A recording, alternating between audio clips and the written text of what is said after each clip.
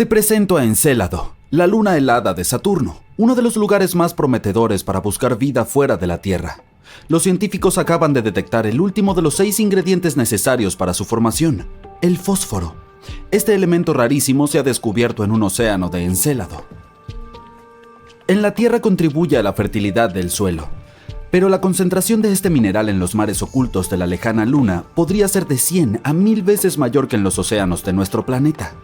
Podría deberse a que el océano de Encélado es rico en carbonatos, como el agua de soda, y es probable que esta agua de soda disuelva los fosfatos de las rocas lunares.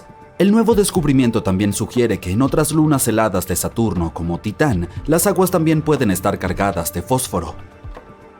¿Por qué los científicos están tan entusiasmados con este mineral? Bueno, los fosfatos, que son compuestos que contienen fósforo, son componentes cruciales de la vida en la Tierra. El ADN, el ARN y las membranas celulares los contienen. Pero entre los 6 elementos necesarios para la vida, que son carbono, hidrógeno, nitrógeno, oxígeno, fósforo y azufre, el fósforo es el menos común. En 2004, la sonda espacial Cassini penetró en el polvo del segundo anillo más externo de Saturno, llamado Anillo E. Está formado por granos de hielo que expulsa Encélado. Y al estudiar estos granos de hielo con el analizador de polvo cósmico de Cassini, los investigadores detectaron fósforo. Encélado es la 6ª luna más grande de Saturno. En realidad no es muy grande, solo mide unos 500 kilómetros de diámetro. Es lo suficientemente pequeño como para caber dentro de Arizona. Deberíamos intentarlo alguna vez.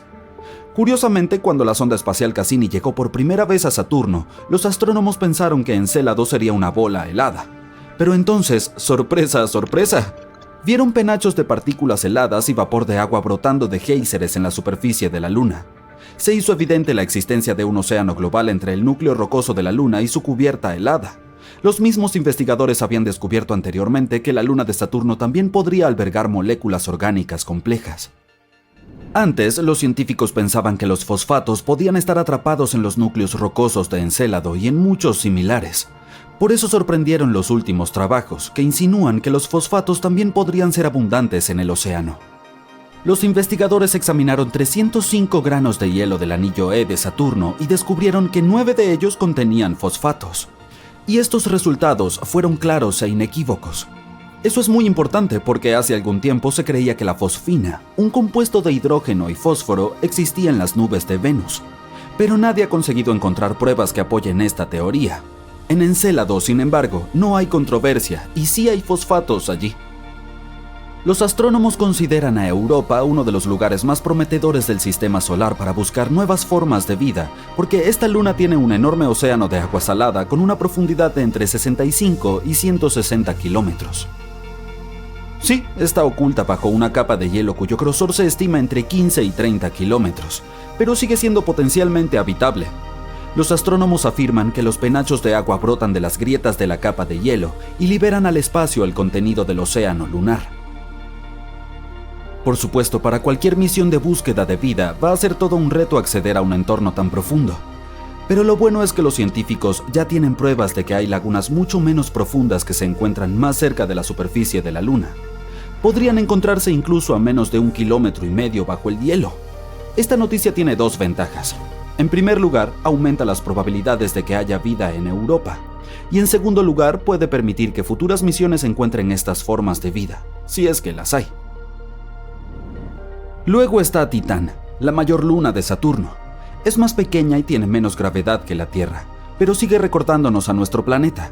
Como en la Tierra, en su atmósfera predomina el nitrógeno. Titán es el único mundo de nuestro sistema solar con lagos y ríos aparte de la Tierra. Estas masas de agua están formadas por hidrocarburos, metano y etano.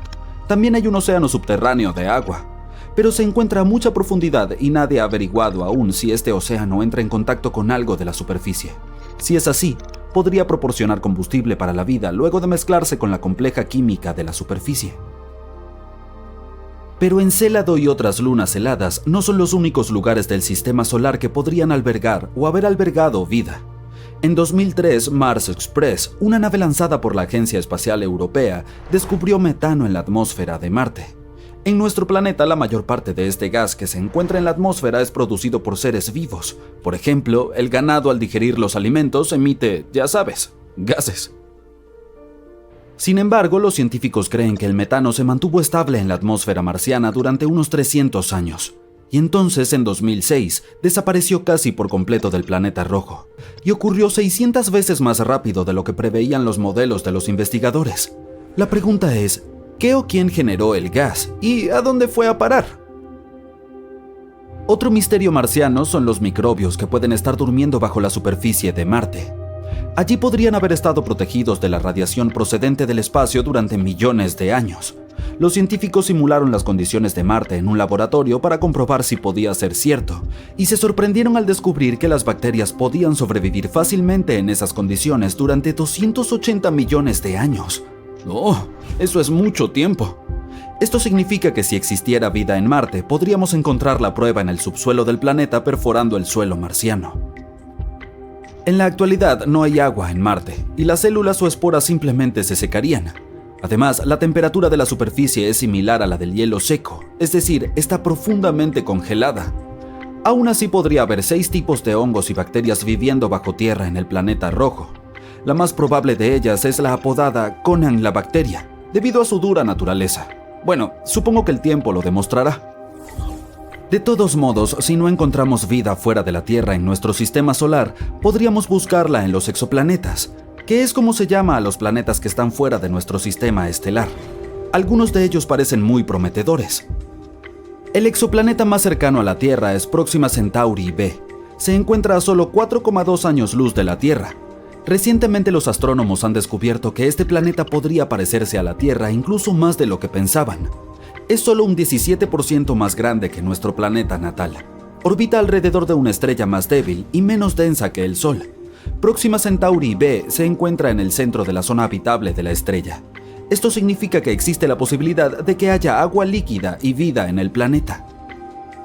Se cree que el exoplaneta está unido a su estrella progenitora por un mecanismo de marea.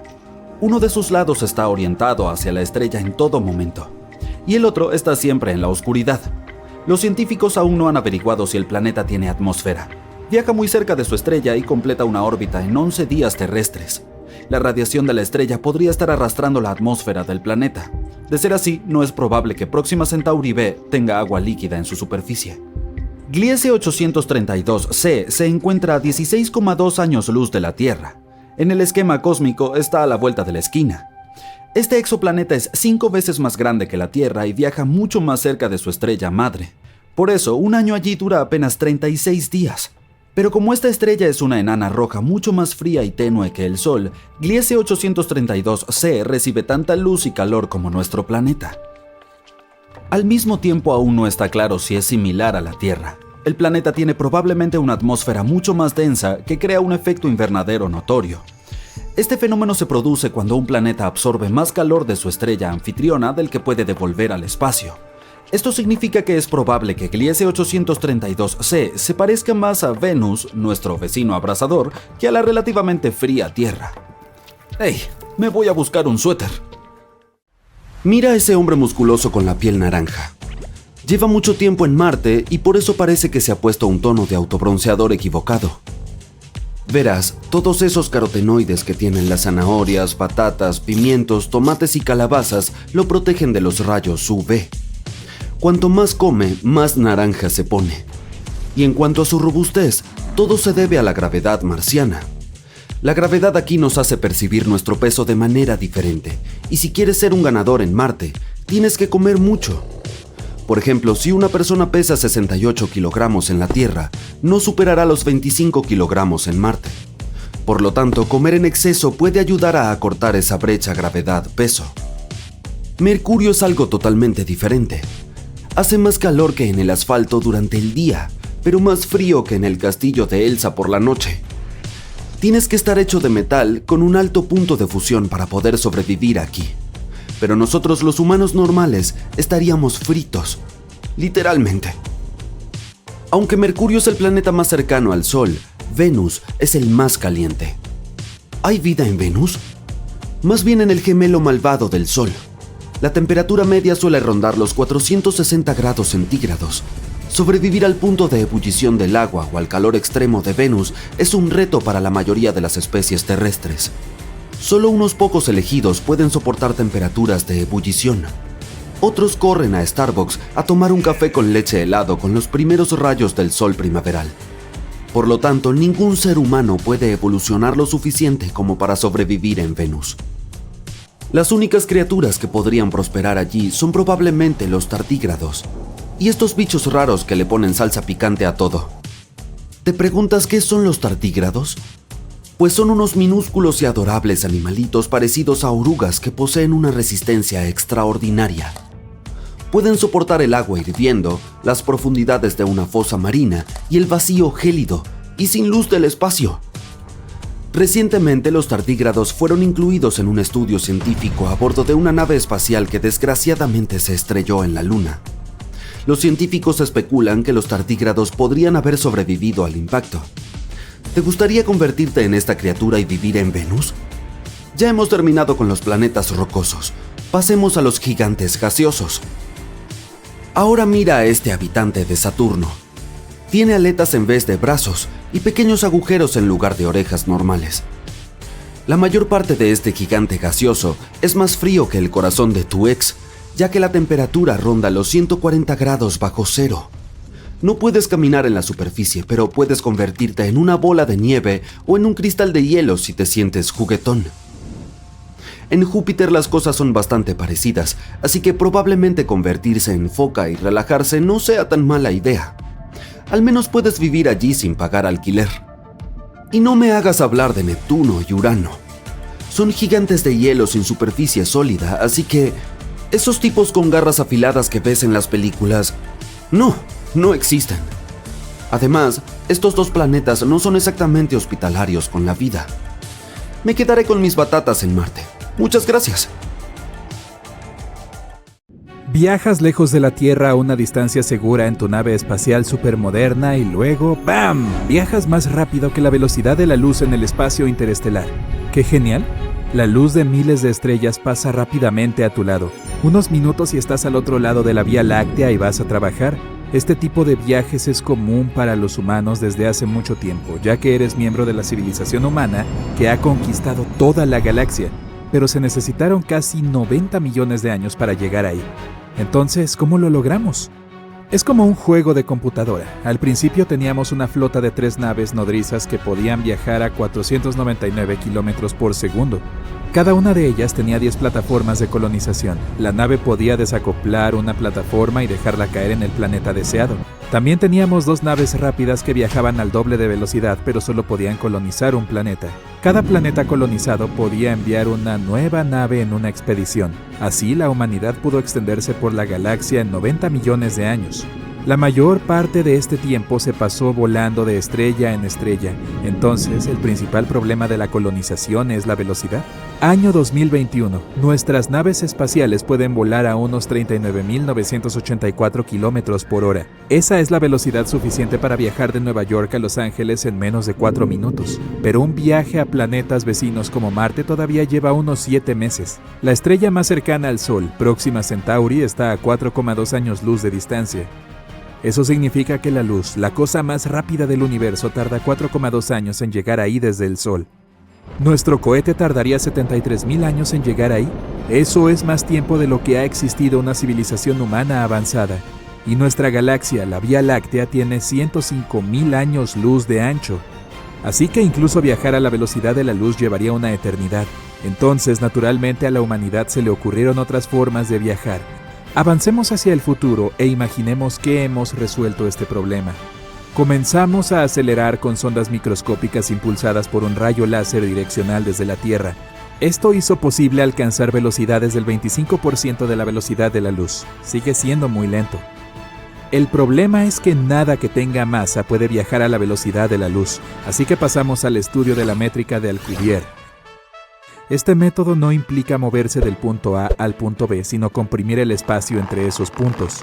Aquí tienes un trozo de papel cuadriculado. Imagina que necesitas viajar 3 cuadros hacia tu destino. En lugar de movernos en línea recta lo más rápido posible, apretamos esos cuadrados para que nuestra nave espacial termine en el punto B. Ahora la desdoblamos. El espacio está normalizado y hemos viajado. De hecho, parados. Así funciona la métrica de Alcubierre. comprime el espacio frente a la nave espacial y lo expande detrás de su cola. Entonces, teóricamente, una nave espacial impulsada por la métrica de Alcubierre puede moverse a cualquier velocidad, incluso más rápido que la velocidad de la luz. Pero la cantidad de energía necesaria para hacer esto es enorme y podría compararse con la masa enérgica de todo el planeta Júpiter. Entonces, mientras algunos científicos trabajaban para mejorar la métrica de Alcubierre, otros miraban dentro del objeto más misterioso del universo. El agujero negro. Un agujero negro es algo tan pesado que atrae incluso la luz y no la deja ir. Imagina un trampolín circular. Este es nuestro espacio-tiempo. Ponemos una pelota de baloncesto en su centro. El trampolín se hunde un poco. Ahora todos los objetos que colocamos en el trampolín ruedan hacia la pelota de baloncesto. Así es como funciona la gravedad. Pero si haces rodar la pelota de golf más allá de la pelota de baloncesto, tiene una posibilidad de salir de este embudo. Ahora coloca una bola de boliche pesada en el centro del trampolín. El trampolín se hunde aún más. Ahora la pelota de golf caerá inevitablemente en el embudo con la bola de boliche sin posibilidad de escapar.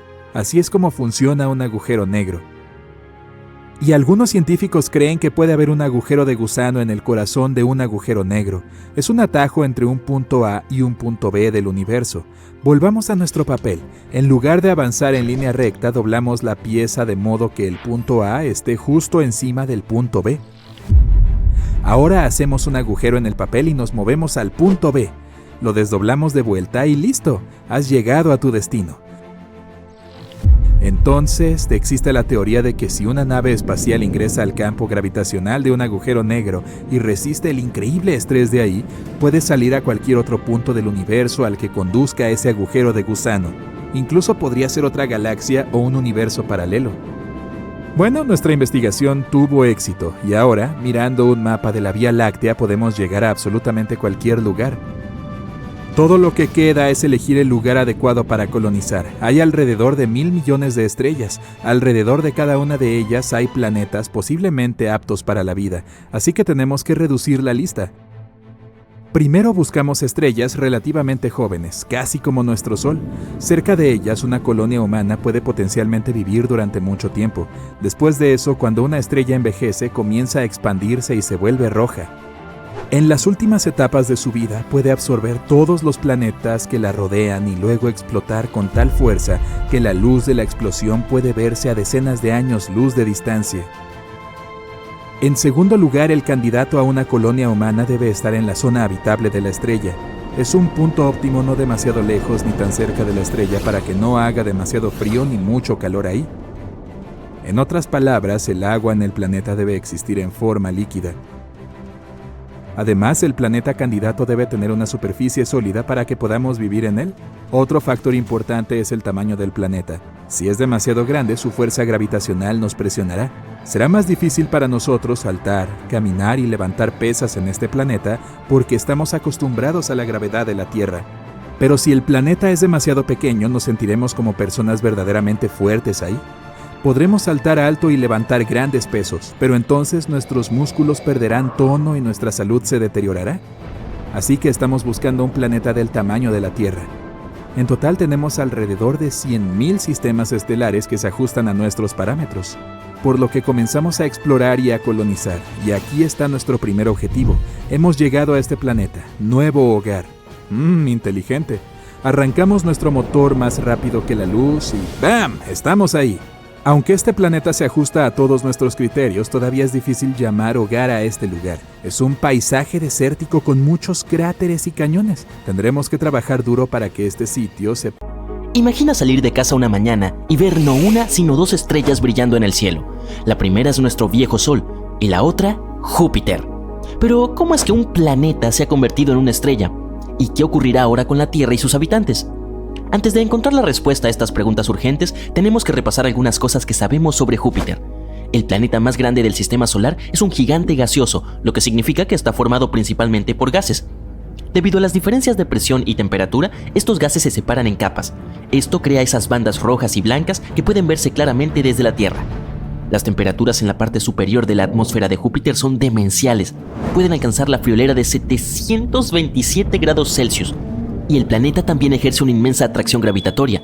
En 1995, la sonda Galileo alcanzó la atmósfera de Júpiter y la atravesó a una velocidad de 170.600 km por hora. Sobrevivió a las temperaturas abrasadoras e inició su descenso. Siguió avanzando incluso cuando las temperaturas bajaron de repente y la presión, así como la velocidad del viento, aumentaron. Pero a los 58 minutos y 156 kilómetros de su exploración, las cosas se pusieron cuesta abajo. La presión de 23 atmósferas y las temperaturas aún elevadas acabaron con la sonda. Se fundió y luego se vaporizó por el calor extremo. Ahora bien, si Júpiter decidiera de repente seguir creciendo, acabaría convirtiéndose en una estrella y su composición permitiría a este planeta hacerlo. Una vez, hace mucho tiempo, Júpiter se llevó la mayor parte de la masa que quedó tras la formación de nuestro Sol. Así es como acabó con más del doble del material combinado de todos los demás cuerpos del sistema solar. Y los ingredientes del planeta son los mismos que los de una estrella, principalmente hidrógeno y helio. Júpiter no es lo suficientemente masivo como para encenderse, pero ¿y si lo fuera? Entonces se convertiría en otro tipo de cuerpo celeste, una enana marrón quizá. En este caso tendría un efecto menor en las órbitas de los planetas de nuestro sistema solar, porque las enanas marrones son más masivas que los planetas, pero no tanto como las estrellas. Una enana marrón suele tener entre 13 y 80 veces la masa de Júpiter. Solo puede convertirse en una estrella si la presión en su núcleo es lo suficientemente alta como para iniciar la fusión nuclear. Ahora imaginemos que eso sucedió, y Júpiter se convirtió en una verdadera estrella, por ejemplo, una enana roja. Las enanas rojas tienen masas de entre 7,5% y el 50% de la masa de nuestro Sol. También son más calientes que las enanas marrones. Su temperatura puede alcanzar los 3.500 grados Celsius. Nuestro Sol, en comparación, tiene una temperatura de casi 5.500 grados Celsius. Esto significa que la nueva enana roja será mucho más débil que el Sol. Y aún así, la enana roja Júpiter podría impedir que los planetas interiores siguieran sus órbitas, porque no podrían encontrar un equilibrio entre las fuerzas gravitatorias de las dos estrellas. Se acercarían más al Sol o a la enana roja recién formada. Si la Tierra eligiera la primera opción, las temperaturas demenciales de nuestra estrella principal probablemente eliminarían a todos los seres vivos en poco tiempo. Si optáramos por la segunda opción, probablemente nos congelaríamos, ya que Júpiter, como enana roja tenue, no podrá calentarnos lo suficiente. Pero podría haber una opción más. Los planetas interiores podrían ser expulsados por completo del sistema solar. Entonces, si Júpiter fuera una estrella, también aumentaría mucho la cantidad de radiación que recibiría la superficie de la Tierra. Nuestra atmósfera tendría que protegernos tanto de la radiación procedente del Sol como la de Júpiter. Las enanas rojas son notoriamente activas. Por eso es muy probable que Júpiter, al igual que el Sol, sufra frecuentes eyecciones de masa coronal. Esta es una expresión elegante para describir grandes nubes de partículas cargadas eléctricamente que una estrella libera con un enorme estallido de velocidad. Incluso ahora, Júpiter tiene un impacto significativo en nuestro planeta. Este gigante gaseoso tiene cerca de 318 veces la masa de la Tierra, y esto también significa que ejerce una enorme atracción sobre nuestro planeta. Su gravedad puede provocar cambios en nuestra órbita y oscilaciones climáticas cada 400.000 años aproximadamente. Cuando la influencia de Júpiter es mayor, la Tierra suele tener inviernos más fríos, veranos más calurosos y periodos más intensos de humedad y de sequía. Además, si Júpiter se convirtiera en una enana roja, su característica más prominente probablemente desaparecería para siempre. Me refiero a la Gran Mancha Roja. Se trata de una enorme tormenta que asola el hemisferio sur del gigante gaseoso. Sus partes superiores se elevan más de 8 kilómetros por encima de las nubes circundantes. La tormenta es casi 2 veces más ancha que nuestro planeta. En 2017, la sonda espacial Juno de la NASA consiguió recopilar muchos datos sobre ella, y resultó que este monstruo se adentró más de 320 kilómetros en la atmósfera del planeta. Eso es entre 30 y 100 veces más profundo que cualquier océano de la Tierra. Pero lo más probable es que estas mediciones sean imprecisas y que las verdaderas raíces de la tormenta lleguen aún más profundo. La Gran Mancha Roja es más fría que el resto de la atmósfera, y hay que tener en cuenta que las temperaturas de Júpiter son de menos 173 grados Celsius en las capas superiores de las nubes. En cambio, cuanto más cerca del núcleo, más caliente. Misteriosamente, las temperaturas más altas jamás registradas en el gigante gaseoso se produjeron en la atmósfera justo encima de la Gran Mancha Roja. Eran superiores a la temperatura de la lava de nuestro planeta. Los astrónomos creen que la turbulencia causada por la tormenta podría producir ondas gravitacionales y sonoras que pueden ser responsables del sobrecalentamiento, pero la propia tormenta es más caliente en la superficie inferior que en la superior. Hace más de 150 años que se observa el vórtice en movimiento de Júpiter. Hace algún tiempo los astrónomos predijeron que se ralentizaría gradualmente y se haría más pequeña o desaparecería por completo, pero no fue así. Tras analizar todos los datos recibidos con ayuda del telescopio espacial Hubble, los investigadores se quedaron perplejos al descubrir que, en realidad, los vientos de los límites exteriores de la tormenta habían aumentado de velocidad. En los bordes de la tormenta, estos pueden alcanzar la alucinante cifra de 643 kilómetros por hora. Eso es más rápido que los tornados de la Tierra. Al mismo tiempo, si te encontraras en el centro de la Gran Mancha Roja, no te impresionaría demasiado. Allí, los vientos se mueven mucho más despacio. Y ahora tengo otra situación hipotética para ti. ¿Y si Júpiter colisionara con la estrella más pequeña que conocemos? Hoy, estos dos cuerpos espaciales están en rumbo de colisión. Un spoiler, la Tierra podría no sobrevivir a tal encuentro. Bien, te presento a esta diminuta enana roja. Tiene el tamaño de Saturno y su gravedad es unas 300 veces la de nuestro planeta. Normalmente flota a 600 años luz de la Tierra en un sistema estelar doble, pero hoy, por alguna razón inexplicable, ha roto todas las leyes del universo y se precipita hacia el mayor gigante gaseoso de nuestro sistema solar. Y aunque este invitado espacial es más pequeño que Júpiter, su masa es mayor, y su fuerza gravitatoria pronto empieza a tirar del gigante gaseoso. El calor de la enana roja, sumado a su poderosa gravedad, hace que Júpiter aumente de tamaño. La atmósfera del planeta comienza a hincharse porque los gases que lo componen empiezan a calentarse y expandirse. Esta comienza a escaparse al espacio en dirección al visitante estelar. Algún tiempo después, los gases desbocados forman un brillante anillo caliente alrededor de la enana roja. Es una visión aterradora, como si hubiera aparecido un agujero negro, muy brillante, en el interior del sistema solar. La estrella sigue desgarrando a Júpiter, comiéndose trozos del gigante gaseoso, y pronto la enana roja lo engulle por completo. Lamentablemente, Júpiter nunca tuvo ninguna oportunidad. En lugar del gigante gaseoso, ahora tenemos una enana roja rodeada por un anillo de gases calientes. Y ya sabemos lo mal que esto puede acabar. Lo mejor de todo es que este escenario es totalmente imaginario. Menos. Imagina un mundo inmóvil y helado. Es antiguo. Tiene unos 4.500 millones de años. Los rayos del sol apenas lo calientan y está cubierto por una gruesa capa de hielo. Es más pequeño que nuestra luna, pero un poco más grande que Plutón. Se llama Europa. Es el sexto satélite de Júpiter y una de las lunas más grandes del sistema solar. Pero, ¿qué es lo mejor de este lejano lugar? Podría albergar vida. Los astrónomos consideran a Europa uno de los lugares más prometedores de nuestro sistema para buscar nuevas formas de vida. Todo porque esta luna tiene un enorme océano de agua salada con una profundidad de entre 64 a 160 kilómetros. Sí, está oculto bajo una capa de hielo que se calcula que tiene entre 16 y 32 kilómetros de espesor, pero sigue siendo potencialmente habitable. Los astrónomos afirman que montones de agua brotan de las grietas de la capa de hielo y liberan al espacio el contenido del océano lunar. Por supuesto, será difícil que las misiones de búsqueda de vida puedan acceder a un entorno tan profundo. Por el lado bueno, los científicos ya tienen pruebas de que hay piscinas mucho menos profundas que probablemente se encuentran más cerca de la superficie de la Luna. Podrían estar incluso a menos de 1,5 kilómetros bajo el hielo. Esta noticia tiene dos ventajas. En primer lugar, aumenta las probabilidades de que haya vida en Europa. Y en segundo, si es cierta, puede facilitar que futuras misiones encuentren estas formas de vida si es que las hay.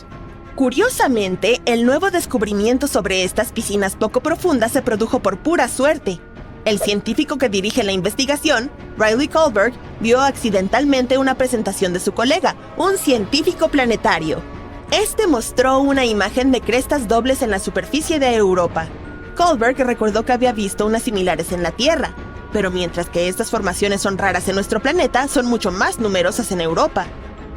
Los siguientes estudios sugieren que las crestas de la luna de Júpiter podrían ser el resultado de un ciclo específico, similar al de la Tierra. En este ciclo, el agua líquida se congela y luego se descongela en el interior de una capa de hielo, que es un entorno de bastante alta presión.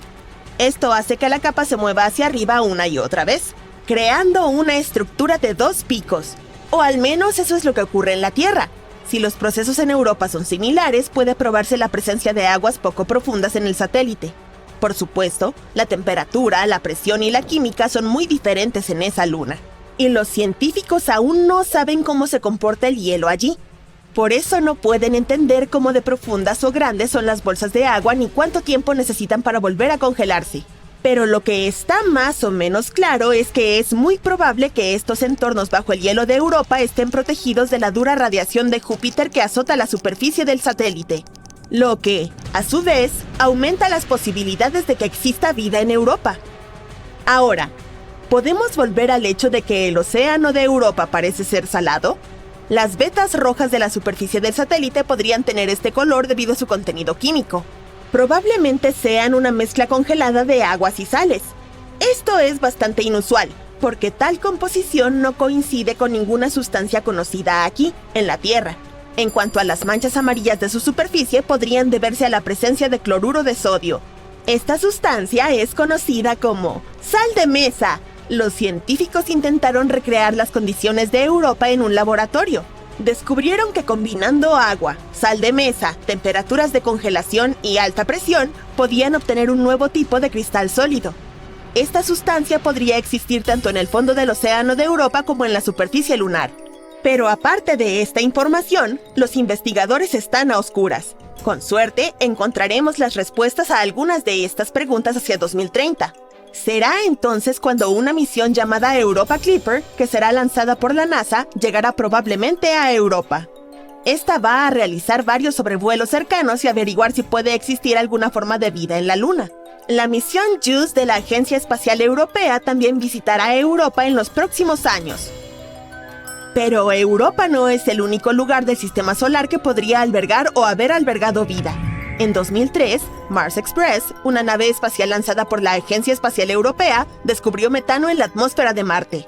En nuestro planeta, la mayor parte de este gas en la atmósfera lo producen los seres vivos. Por ejemplo, el ganado al digerir los alimentos. Sin embargo, los científicos creen que el metano se mantuvo estable en la atmósfera marciana durante unos 300 años. Y entonces, en 2006, este gas desapareció casi por completo del planeta rojo. Y ocurrió 600 veces más rápido de lo que preveían los modelos de los investigadores. La pregunta es, ¿qué o quién generó el gas y a dónde fue a parar? Otro misterio marciano son los microbios que pueden estar durmiendo bajo la superficie de Marte. Allí podrían haber estado protegidos de la dura radiación procedente del espacio durante millones de años. Los científicos simularon las condiciones de ese planeta en un laboratorio para comprobar si podía ser cierto. Y se sorprendieron al descubrir que las bacterias podían sobrevivir fácilmente en esas condiciones durante 280 millones de años, lo que significa que si existió vida en Marte, podríamos encontrar la prueba en el subsuelo del planeta perforando el suelo marciano. Ahora mismo no hay agua corriente en Marte, y las células o esporas simplemente se secarían. Además, la temperatura de la superficie es similar a la del hielo seco, por lo que está profundamente congelada. Aún así, podría haber 6 tipos de bacterias y hongos viviendo bajo tierra en el planeta rojo. El más probable de ellos es el apodado Conan la bacteria, debido a su naturaleza resistente. Bueno, supongo que el tiempo lo demostrará. Pero ahora pasemos a Venus. En 2020, los científicos anunciaron que en la atmósfera tóxica venusina había algo que podía significar la existencia de vida. Desgraciadamente, no tenían ninguna prueba, ya que no hubo oportunidad de recoger ningún espécimen de microbios ni de hacer fotos de vida extraterrestre. Pero afirmaban que habían descubierto allí una sustancia química llamada fosfina, y era algo importante. Si no era una sustancia química desconocida la que producía este gas, podría haber algún tipo de vida microbiana implicada en el proceso. La fosfina está compuesta por 3 átomos de hidrógeno y 1 de fósforo. Este gas es tóxico para cualquier forma de vida terrestre que necesite oxígeno, incluidos los seres humanos. En nuestro planeta, la fosfina puede encontrarse en lugares sin oxígeno o con poco oxígeno, como pantanos y marismas. El gas es creado por complejas mezclas de bacterias que viven allí. También puede producirse industrialmente. Ahora que lo pienso, se supone que la fosfina no está del todo en la atmósfera de Venus. Este gas necesita una presión y temperatura precisas y toneladas de hidrógeno para formarse. No sería tan sorprendente encontrarlo en Saturno o Júpiter, famosos gigantes gaseosos. Pero en Venus, totalmente inesperado. Es imposible que la fosfina se produzca de forma natural en este planeta. Pueden crearse pequeñas cantidades durante erupciones volcánicas, tormentas eléctricas, minerales que salen a la superficie o meteoritos que entran en la atmósfera, pero no tanto como los astrónomos creían haber observado. Y eso tenía que hacer sospechar a los científicos. Sin embargo, estaban demasiado contentos con su descubrimiento. Probablemente pensaron que significaba que podía haber vida en Venus. Pero incluso si este gas fue creado por algunos organismos misteriosos, sería una gran incógnita cómo sobrevivieron en Venus. En nuestro planeta, algunos microbios pueden prosperar en ambientes con una acidez del 5%, pero no más. En Venus, sin embargo, las nubes están formadas casi en su totalidad por ácido, por lo que contienen más de un 90% de ácido sulfúrico. Además, la atmósfera venusina es 50 veces más seca que la del lugar más seco de nuestro planeta. Y, efectivamente, en 2022, gracias a telescopios mejores y de mayor resolución, se llegó a la conclusión de que no había fosfina en la atmósfera de Venus, o que si la había, era una cantidad muy pequeña. De momento, solo nos queda buscar señales de vida más lejos de la Tierra.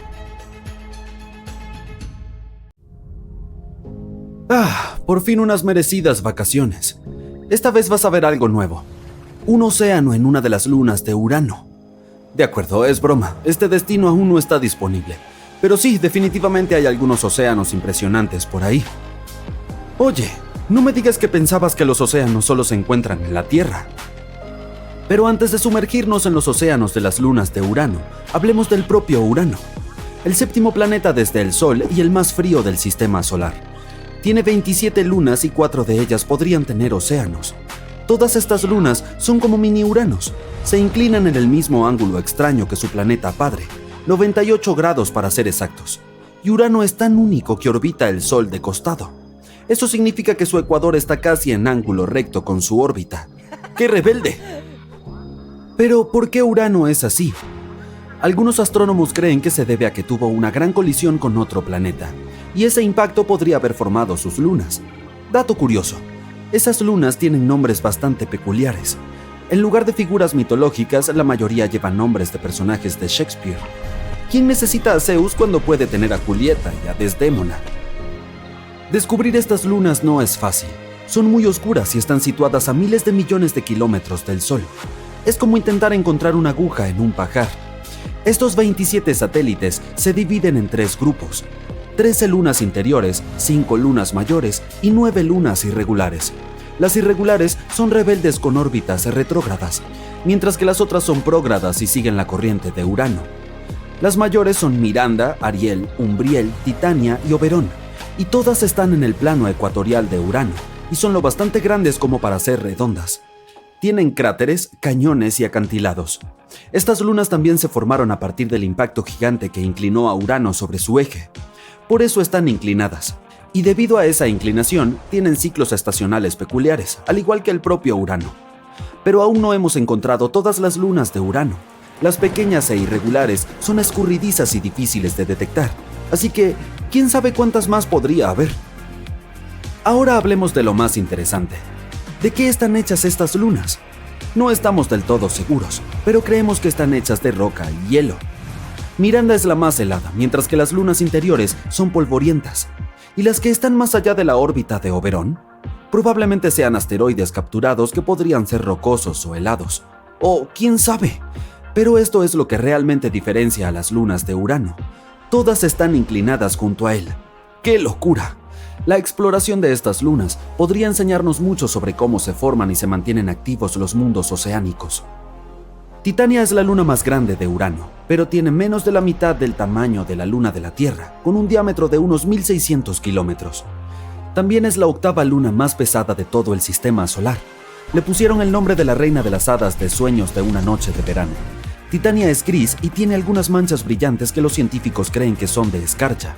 Está formada por una mezcla de hielo y roca, como todas las lunas cercanas a Urano. Oberón es la siguiente luna más grande de Urano, y debe su nombre al rey de la obra de Shakespeare. Es casi del mismo tamaño que Titania y también tiene una composición mitad hielo, mitad roca. Sin embargo, la superficie de Oberón está mucho más craterizada que la de las demás lunas uranianas.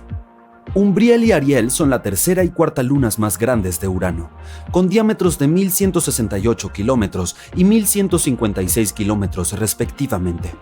Umbriel recibe su nombre del espíritu maligno de un antiguo poema y es la más oscura de todas las grandes lunas de Urano. Solo refleja el 16% de la luz que incide sobre ella. Los científicos no saben por qué está tan oscura, pero creen que un anillo brillante que hay alrededor de un cráter podría estar causado por depósitos de escarcha. Ariel es la más brillante de todas las grandes lunas de Urano y refleja más de un tercio de la luz que incide sobre ella. Debe su nombre a los personajes del poema de Pope y de la obra de Shakespeare. Ariel parece la luna más joven porque solo tiene unos pocos cráteres pequeños de colisiones recientes. Miranda es la más pequeña de todas estas grandes lunas, con un diámetro de unos 470 kilómetros. La NASA afirma que parece estar hecha de partes de diferentes cuerpos, como un monstruo de Frankenstein. Miranda tiene 3 características únicas llamadas coronas. Están ligeramente craterizadas, con crestas y valles y separadas de las partes más antiguas y fuertemente craterizadas de Miranda por bordes afilados. También tiene cañones gigantes que son hasta 12 veces más profundos que el Gran Cañón. Los científicos no saben por qué Miranda tiene características tan diferentes, pero una teoría es que fue destrozada por una enorme colisión y luego recompuesta. Todas estas grandes lunas están siempre orientadas hacia Urano, como la luna de la Tierra. Urano tiene algunas características muy interesantes, pero lo mejor es su sistema de anillos. Y las lunas del gigante de hielo participan en la formación de estos anillos. Urano tiene 13 lunas interiores y 13 anillos débiles, y todos están conectados como una gran familia cósmica. Cordelia y Ofelia son como las guardianas del anillo más externo, Epsilon. Estas 2 lunas pastoras mantienen unidas todas las partículas y Cordelia es la más cercana a la superficie de Urano. Pero hay al menos otros 8 satélites diminutos merodeando por esa zona, lo que hace que el ambiente esté superpoblado. La NASA todavía se está rascando la cabeza tratando de averiguar cómo no chocan todos entre sí. Las lunas interiores son mitad hielo y mitad roca, pero no sabemos mucho de las exteriores. La NASA cree que podrían ser asteroides atrapados por la atracción gravitatoria de Urano.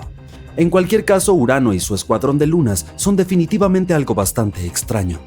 Al parecer, las lunas de Urano podrían tener océanos salados escondidos bajo sus superficies heladas. Y las más alejadas de Urano, Titania y Oberón, podrían tener océanos de 50 kilómetros de profundidad, más profundos que la fosa de las Marianas, que tiene 11 kilómetros. Pero incluso Ariel y Umbriel podrían tener océanos de unos 30 kilómetros de profundidad. La NASA utilizó modelos informáticos sofisticados y revisó los datos de su nave espacial Voyager 2, lanzada en 1977 para averiguar la composición y la estructura de estas lunas. Descubrieron que Titania es lo suficientemente grande como para mantener su calor interno y evitar que su océano se congele. Pero las otras lunas también podrían tener océanos cálidos. Los investigadores hallaron posibles fuentes de calor en los mantos rocosos de las lunas que tal vez liberen líquido caliente y mantengan calientes los océanos. Y adivinen qué, los océanos podrían ser lo suficientemente cálidos como para albergar vida. El estudio también descubrió que podría haber cloruros y amoníaco en los océanos de estas lunas. El amoníaco actúa como anticongelante, y las sales del agua también podrían ayudar a mantener la temperatura del océano. ¿Cómo es posible que estas lunas heladas tengan agua líquida? Pues bien, resulta que su calor interno y estas sustancias químicas podrían hacerlo posible. Y si estas lunas realmente tienen océanos, eso significa que podrían haber otros mundos oceánicos en nuestro sistema solar y más allá. Pero no te emociones demasiado. Estos océanos son bastante salados, alrededor de 150 gramos de sal por cada litro de agua. Puede que no sean más salados que el Gran Lago de Utah, pero aún son muy salados. En cuanto a la quinta luna más grande de Urano, Miranda, podría haber tenido un océano en algún momento, pero probablemente se congeló rápidamente. Pobrecito. En cualquier caso, la NASA está pensando en enviar una misión a Urano para aprender más sobre este gigante helado y sus lunas. La han bautizado Uranus Orbiter and Probe. ¡Qué gran noticia! Tienen la esperanza de encontrar no 4, sino 5 océanos, pero aún queda mucho por aprender y explorar. Marte tiene 2 lunas, Phobos y Deimos, y aparte de la extraña forma, no hay nada extraordinario en ellas, excepto por una cosa. No hace mucho tiempo, los científicos descubrieron un raro fenómeno en la superficie de Phobos, y todavía no pueden encontrar ninguna explicación para él. ¿Qué es este fenómeno? ¿Y qué nos dice sobre la historia de nuestro sistema solar? Vamos a averiguarlo. El astrónomo estadounidense Asaph Hall descubrió Phobos y Deimos en 1877. ¿Sabías que todos los planetas de nuestro sistema solar llevan el nombre de deidades griegas y romanas?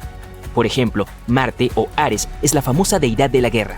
Es por eso que los satélites de este planeta rojo recibieron el nombre de los hijos de Ares, Phobos y Deimos. Estos hermosos nombres en realidad tienen significados espeluznantes, miedo y horror. En 1971, la sonda Mariner 9 de la NASA tomó sus primeras fotografías. Así fue como descubrimos que estos chicos no se parecían en nada a nuestra luna. tenían una forma rara y una órbita extraña e inestable. Además, no hay otras lunas en el sistema solar que se muevan tan cerca de su planeta como estas dos. Bueno, son sus hijos después de todo. Pero a pesar de que están muy cerca de Marte, si estuvieras parado en la superficie del planeta rojo, difícilmente podrías verlos. Eso es porque la curvatura de Marte oculta a Phobos y Deimos de la vista. Incluso si estuvieras en algún lugar del Ecuador, Phobos te parecería un asteroide y Deimos parecería una estrella. Todo porque estos satélites son básicamente migajas en comparación con nuestra Luna. De hecho, son las lunas más pequeñas y menos brillantes de todo el sistema solar, lo cual es irónico considerando sus poderosos nombres. Como sea, parece que todo debería estar bastante claro con estos dos satélites. Pero no, hay un problema. Verás, los científicos reconstruyen la historia del espacio basándose en las huellas encontradas en diferentes objetos espaciales.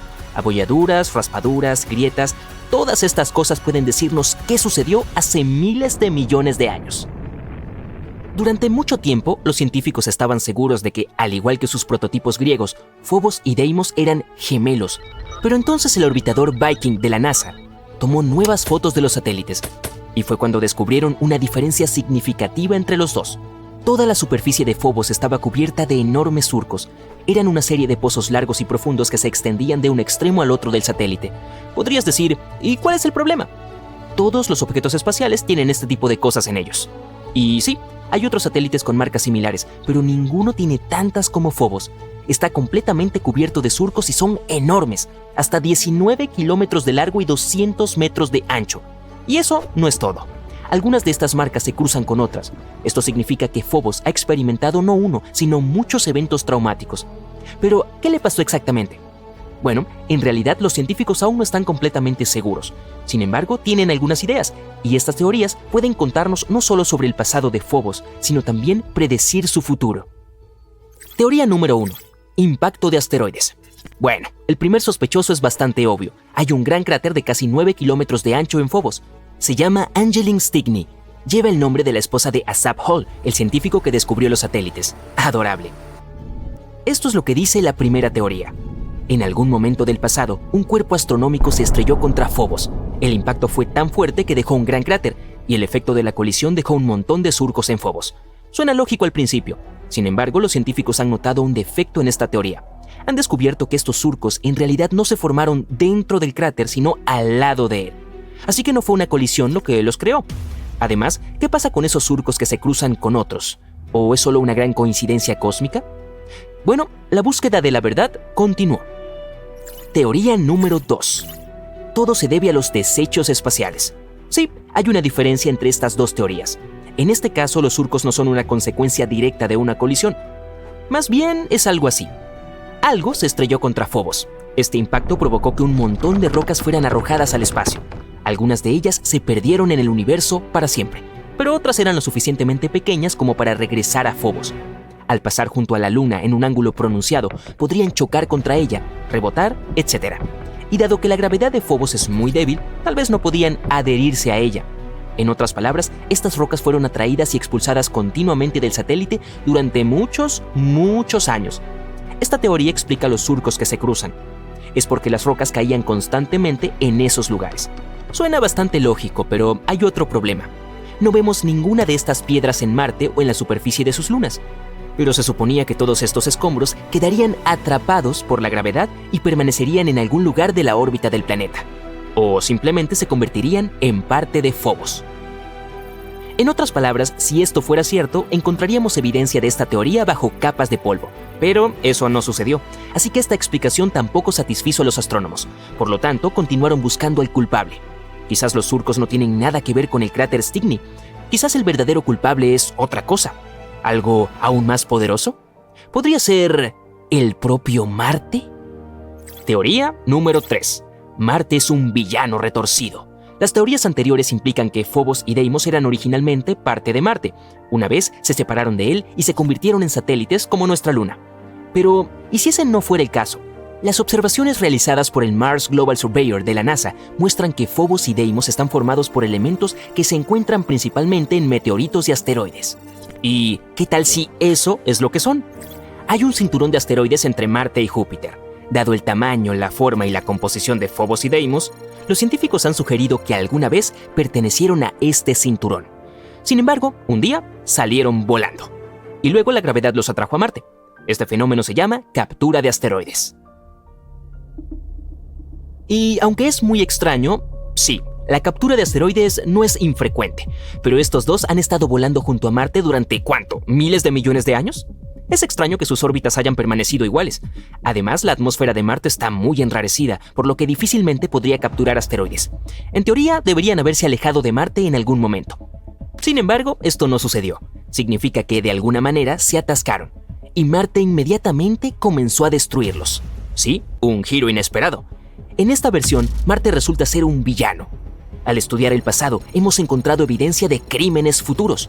Los misteriosos surcos de Phobos podrían ser causados por fuerzas de marea entre Marte y Phobos. La Luna y la Tierra también las intercambian, distorsionándose ligeramente entre sí. Pero dado que Phobos está mucho más cerca de Marte, el impacto de las fuerzas gravitatorias es mucho más fuerte. En otras palabras, la gravedad de Marte está destruyendo gradualmente a Phobos. Cada 100 años, el satélite se acerca 1,8 centímetros a Marte. También se encoge unos 20 metros, volviéndose aún más frágil y débil. Cuanto más pequeño se vuelve, más lo impactan las fuerzas de marea, creando extraños surcos y marcas en Phobos. Sí, dentro de unos 30 a 50 millones de años, Phobos chocará con Marte o se desintegrará y se convertirá en un montón de pequeñas rocas. Y entonces, Marte también tendrá anillos como Saturno y Neptuno. De hecho, es por eso que Phobos también se llama la luna marciana condenada. Pero todas estas son solo teorías.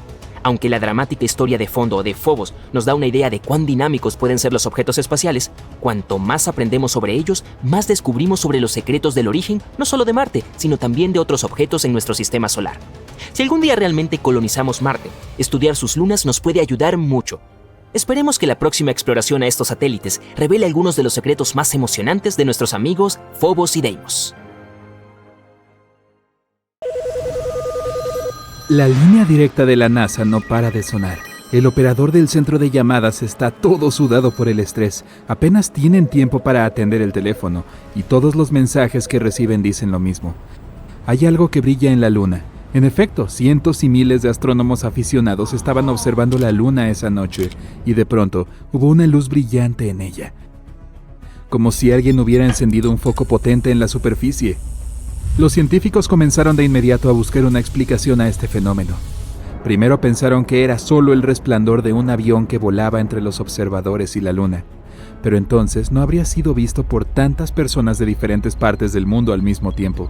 Los siguientes sospechosos fueron los satélites Starlink.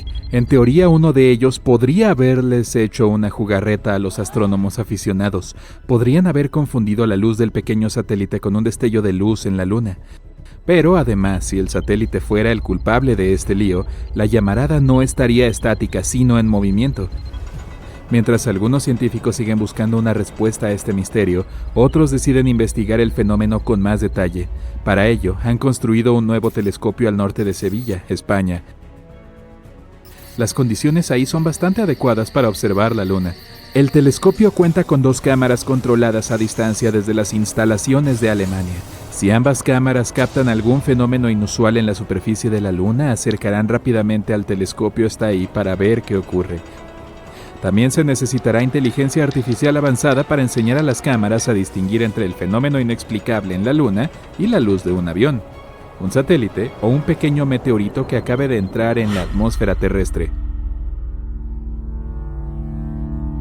Mientras el telescopio hace su investigación, ya tenemos una teoría que puede explicar la aparición de esos destellos redondos y brillantes en la superficie de la Luna.